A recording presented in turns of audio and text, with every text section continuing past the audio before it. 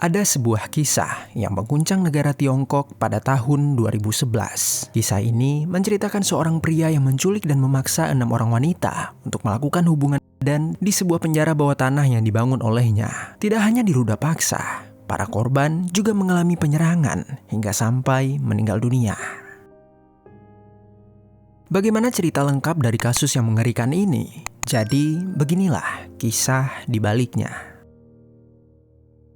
Kisah ini awalnya terungkap ke publik setelah seorang jurnalis dari Southern Metropolis Daily yang bernama Ji Sung Guang mempublish sebuah artikel yang sangat mengejutkan. Ia saat itu menulis kalau ada seorang pria keji yang telah ditangkap oleh pihak kepolisian karena menyandra 6 orang wanita di sebuah penjara bawah tanah hampir 2 tahun lamanya. Tetapi anehnya, setelah mengungkapkan kasus ini ke publik, sang jurnalis malah ikut diamankan oleh pihak kepolisian. Polisi saat itu beralasan kalau Ji Sung Guang telah melakukan tindakan ilegal dengan membocorkan rahasia negara.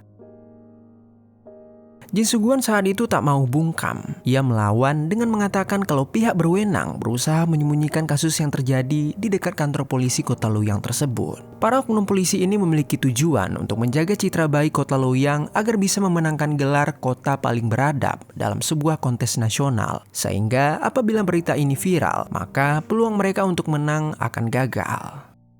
Sekarang mari kita bahas lebih dalam apa yang sebenarnya terjadi dan siapa dalang di balik kisah yang sangat mengerikan ini. Si pelaku merupakan seorang pria bernama Li Hao berusia 36 tahun. Tidak banyak informasi di media yang menjelaskan detailnya, tetapi yang jelas ia telah menikahi seorang perempuan dan telah memiliki seorang putra dengannya. Li Hao ini awalnya terlihat seperti pria yang biasa-biasa saja. Ia pernah bekerja sebagai petugas pemadam kebakaran di Kota Luoyang dan juga pernah bekerja sebagai seorang petugas teknisi. Saat sedang menjalani kehidupan yang normal tersebut, entah mengapa alasannya, Li Hao yang awalnya adalah pria yang biasa, tiba-tiba hidupnya berubah menjadi seorang predator yang sangat mengerikan. Pada suatu hari, Li Hao membeli sebuah rumah di komplek perumahan yang terletak di distrik Sigong tanpa sepengetahuan dari istrinya. Di dalam rumah tersebut, Li Hao menggali lantainya untuk membangun ruang bawah tanah selama lebih dari 1 tahun. Ruang itu memiliki luas 20 meter persegi, lalu ada terowongan selebar 60 cm yang menghubungkan ke ruang bawah tanah selanjutnya, dan itu hanya bisa dilalui 1 orang saja. Terowongan tersebut menuju ke 2 kamar tidur yang terletak sedalam 4 meter. Seluruh ruangan di sana ditutupi dengan pintu-pintu besi yang terlihat seperti pintu penjara. Apa tujuan Li Hao dengan semua hal ini? Jadi, Li Hao berencana untuk mencari tambahan uang melalui internet dengan membuat konten pornografi. Entah bagaimana ide buruk ini bisa terfikir olehnya, namun yang jelas ide tersebut sudah dimatangkannya dan ia menipu istrinya dengan mengatakan kalau dirinya akan bekerja sebagai penjaga keamanan yang bekerja saat malam hari. Istrinya tanpa rasa curiga langsung percaya dengan perkataan Li Hao dan Li Hao berhasil menyembunyikan aktivitas dia yang sebenarnya. Li Hao setiap bulan menghabiskan waktu 2 minggu di ruang bawah tanah tersebut dan jarak rumah istri dari tempat itu juga terletak sangat jauh. Perburuan Li Hao untuk mencari korban dimulai ketika penjara bawah tanah telah diselesaikan. Li Hao mulai memasuki tempat-tempat seperti salon rambut, bar karaoke, klub malam, dan panti pijat. Cara yang dilakukannya terlihat sederhana. Ia membayar PSK yang bisa dibawa ke tempat tinggalnya lalu menjebak mereka di dalam penjara yang telah disiapkannya. Sebagian korban yang berhasil didapatkannya berasal dari tempat bar karaoke. Setiap korban merupakan orang-orang yang terpaksa bekerja menjadi wanita malam hanya untuk memenuhi kebutuhan hidupnya serta keluarganya.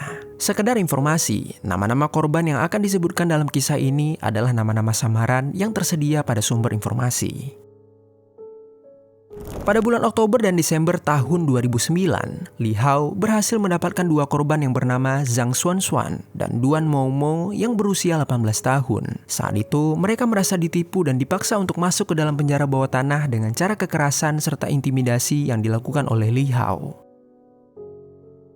Lalu selanjutnya, Li Hao tidak berhenti pada 2 korban saja. Di bulan Desember 2010, ia kembali menipu PSK yang bernama Jiao Momo berusia 19 tahun. Kemudian pada tahun 2011, Li Hao berhasil mendapatkan 3 korban lainnya yang bernama Zhang Momo berusia 20 tahun, Chai Momo berusia 16 tahun, dan korban terakhirnya bukan berasal dari PSK, melainkan seorang wanita yang menjual pil KB yang bernama Ma Momo berusia 23 tahun.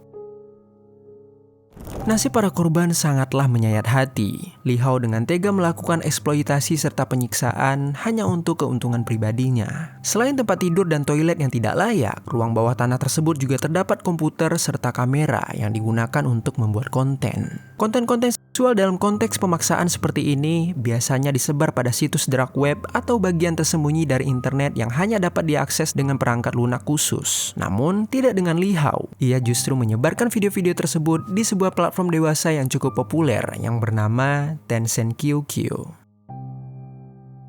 Li Hao mengenakan biaya kepada penonton sebesar 50 yuan untuk durasi 30 menit dan 100 yuan untuk durasi 50 menit.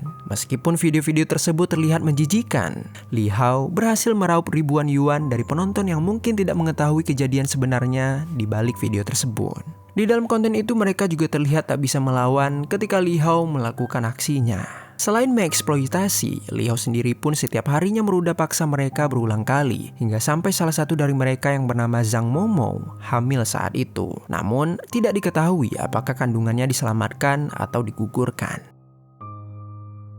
Untuk mencegah para tawanan agar tidak kabur, Li Hao mengambil tindakan ekstrim dengan memberi makan mereka sekali dalam 2 hari, agar energi mereka semua terkuras. Dan yang lebih menyedihkannya, mereka harus makan dan buang air di tempat yang berdekatan tanpa mendapatkan kebutuhan pokok sehari-hari. Sebenarnya, para korban mempunyai kesempatan keluar dari penjara itu, yaitu ketika mereka disewa oleh pria-pria lain di luar rumah tersebut. Namun, entah karena mereka merasa takut atau mungkin sudah terkena Stockholm Syndrome, mereka memilih untuk tidak melarikan diri. Stockholm Syndrome ini merupakan gangguan psikologis yang menyebabkan korban kejahatan sudah merasa terikat dengan pelaku. Meskipun tidak ada bukti mereka mengalami sindrom tersebut, tetapi perilaku mereka dapat menunjukkan ke arah sana, di mana para korban mulai bersaing untuk mendapatkan perhatian dari Li Hao. Bahkan mereka sampai berkelahi antar sesama korban. Namun, beberapa korban masih punya keinginan untuk melarikan diri. Salah satunya adalah Zhang Xuanxuan. Pada suatu hari, Zhang Xuanxuan melihat sebuah peluang kabur ketika Li Hao sedang sibuk memperbaiki penjara bawah tanah tersebut. Lalu, setelah menguatkan tekadnya, Zhang tanpa ragu-ragu langsung menyerang Li Hao dari belakang. Tidak diketahui senjata apa yang digunakan Zhang ketika itu, tetapi yang jelas, ia gagal melumpuhkan Li Hao, dan Li Hao dengan cepat melakukan perlawanan. Merasa kesal dengan tindakan Zhang, Li Hao kemudian menyerang Zhang dan merantainya ke tempat tidur. Setelah kejadian itu, Li Hao berbicara dengan tawanan lain yaitu Duan untuk meminta dirinya mengeksekusi Zhang. Sebelum itu, di sini ada 2 informasi yang kami dapatkan. Yang pertama, Duan mengikuti perintah Li Hao karena dijanjikan kebebasan. Kemungkinan kedua, karena Duan sebelumnya memiliki konflik dengan Zhang, jadi dia ingin membalas dendam. Lalu tibalah saatnya, di hadapan para tawanan lain, Li Hao dan Duan menyerang Zhang dengan cara mencekiknya hingga Zhang menghembuskan nafas terakhirnya. Setelah pengeksekusian itu, Li Hao mengubur tubuh Zhang di lantai kamar tidur para tawanan dengan tujuan untuk memperingatkan mereka atas akibat jika mereka berani melarikan diri. Namun, itu bukanlah satu-satunya pengeksekusian yang dilakukan Li Hao. Pada bulan Mei 2011, Li Hao mengetahui kalau salah satu tawanan yang bernama Chai mengidap penyakit ginekologis atau penyakit yang menyerang organ reproduksi pada wanita. Sehingga, Chai tidak bisa tampil di dalam konten produksi milik Li Hao. Karena menganggapnya tidak berguna, Li Hao berencana menyingkirkan Chai dengan cara memprovokasi tawanan lain yang sempat terlibat konflik dengan Chai, yaitu Duan, Jiang, Ma, dan Zhang Momo. Mereka saat itu diminta oleh Li Hao untuk mengeksekusi Chai dengan cara yang sangat menyedihkan. Chai yang sedang dalam kondisi kritis karena penyakitnya diserang serta tidak diberi makan oleh Li Hao dan para tawanan lain. Di dalam keputusasaannya tersebut, Chai dipaksa mengkonsumsi cairan kotor miliknya sendiri. Dan selama beberapa hari terus mendapatkan serangan yang menyakitkan. Akhirnya, Chai menghembuskan nafas terakhirnya pada akhir Juli 2011. Jasad Chai kemudian juga dikubur di penjara bawah tanah tersebut sama seperti Zhang Xuanxuan. Peristiwa yang terjadi pada Chai akhirnya meningkatkan kekhawatiran pada para tawanan. Mereka menyadari kalau nasib mereka bisa saja sama seperti Chai atas kemauan dari Li Hao, sehingga mereka saat itu mulai berjaga-jaga. Singkat cerita, pada malam hari tanggal 2 September 2011, Li Hao saat itu membawa para tawanan yaitu Duan, Ma, dan Zhang untuk melakukan pekerjaan sebagai wanita malam di sebuah hotel dekat toko lotre. Malam itu berjalan seperti sebelum-sebelumnya mereka mengikuti perintah dari Li Hao. Namun, salah satu tawanan yang bernama Ma ternyata telah merasa muak dengan apa yang harus dia alami selama ini. Sehingga Ma mencoba untuk memanfaatkan momen tersebut. Entah bagaimana caranya, pada tengah malam, Ma berhasil kabur dari Li Hao dan langsung menuju ke kantor polisi. Polisi mendengar laporan dari Ma awalnya merasa skeptis, tetapi Ma berhasil meyakinkan mereka dengan menawarkan dirinya untuk menunjuk lokasi penjara bawah tanah tersebut.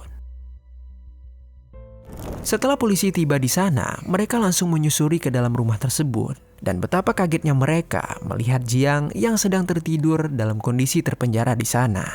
Jiang yang saat itu memang tidak ikut dengan pelaku langsung berhasil diselamatkan. Kemudian tanpa berlama lagi, Ma juga langsung membawa pihak kepolisian ke tempat Duan dan Zhang sedang melayani pelanggan. Sesampainya polisi di sana, mereka juga langsung diamankan. Sementara itu, Li Hao yang mengetahui sejak awal kalau Ma telah melarikan diri darinya, ia pun menyadari kalau Ma pasti akan melaporkan kejahatannya kepada pihak kepolisian. Sehingga dalam keadaan yang panik itu, Li Hao langsung melarikan diri dari tempat ia bersama tawanan-tawanan lain. Ketika itu Li Hao mencari bantuan dengan meminta sejumlah uang kepada kakak perempuannya untuk melarikan diri. Namun tidak diketahui apakah saudara perempuannya tersebut mengetahui tentang kejahatan Li Hao atau tidak. Dan untungnya, sebelum Li Hao sempat kabur meninggalkan daerah Luoyang, polisi berhasil melacak keberadaannya. Sehingga Li Hao pun ditangkap pada tanggal 6 September 2011. Interogasi terhadap Li Hao berlangsung dengan cepat karena polisi telah mendapatkan banyak bukti dan ditambah lagi pengakuan langsung dari Li Hao. Pengadilan menyatakan Li Hao bersalah atas berbagai tuduhan, yaitu penahanan ilegal, ruda paksa, membuat konten ilegal, prostitusi, dan pengeksekusian. Atas semua tuduhan tersebut, pada tanggal 30 November 2012, Li Hao akhirnya dijatuhi hukuman eksekusi dan diwajibkan membayar denda sebesar 10.000 yuan atau sekitar 22 juta dalam rupiah. 2 tahun berselang, Li Hao akhirnya dieksekusi pada tanggal 27 Januari 2014. Namun, bagaimana dengan nasib para tawanan yang dipaksa mengeksekusi oleh Li Hao? Jadi, ada seorang pengacara yang bernama Zhang Yan yang membantu para korban untuk mendapatkan hukuman yang lebih ringan. Ia berpendapat bahwa para wanita yang sudah terasingkan karena pekerjaan mereka ini, pikirannya pasti telah dimanipulasi oleh Li Hao yang mengontrol mereka. Sehingga ia berharap mereka mendapatkan keadilan dengan hukuman yang lebih ringan. Akhirnya, Duan, Jiang, Zhang, dan Ma didakwa dengan hukuman yang lebih ringan. Duan dijatuhi hukuman 3 tahun penjara, sementara Jiang, Zhang, dan Ma mereka menerima hukuman percobaan. Setelah kasus ini viral, Direktur Biro Keamanan Publik Luoyang mengaku menyesal atas respon mereka yang terbilang buruk. Dia juga mengakui kalau patroli yang dilakukan masih kurang efektif. Dan menurutnya, pihak polisi juga telah kehilangan rasa tanggung jawab atas keterlambatan dalam menangkap pelaku. Tragedi ini menjadi peringatan untuk melakukan pemantauan dan regulasi terhadap konten internet agar lebih ketat, khususnya pada area yang rentan terjadi eksploitasi seperti industri hiburan dewasa. Selain itu, kita juga harus tetap waspada apapun pekerjaan yang sedang kita jalani saat ini. Mari kita doakan kedamaian untuk korban yang telah meninggal, dan untuk para korban yang selamat, semoga mereka dapat menjalani kehidupan yang normal kembali. Begitulah akhir dari cerita kasus Li Hao yang sangat mengerikan ini. Semoga ada pelajaran baik yang dapat kita ambil dari kisah ini.